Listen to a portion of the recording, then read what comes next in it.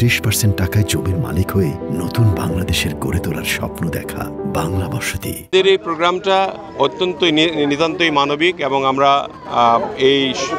আমরা বিএনপি পরিবার সংগঠনের মাধ্যমে আমরা এই মানবিক কার্যক্রমটি করতে এসেছি জনাব তারেক রহমানের নির্দেশে, এবং তিনি এই মানবিক কর্মকাণ্ডে নিজেকে সম্পৃক্ত রেখে একটি সংগঠন করেছেন, তার নাম বিএনপি। আমরা বিএনপি পরিবার, এই বিএনপি পরিবারের মাধ্যমে আমরা নাজনীনের তথা তার পরিবারের সহায়তার জন্য তিনি কিছু শুভেচ্ছা পাঠিয়েছেন তার চিকিৎসার জন্য, সেটা আমরা হস্তান্তর করে গেলাম।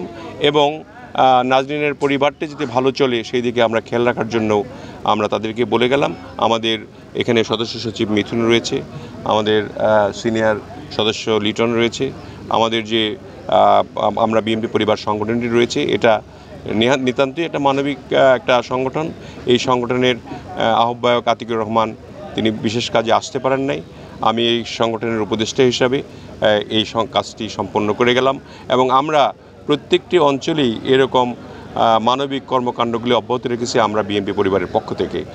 সেটা নির্দেশিত হয়ে আমাদের পৃষ্ঠপোষক হলেন আমাদের বিএনপির ভারপ্রাপ্ত চেয়ারম্যান জনাব তারেক রহমান।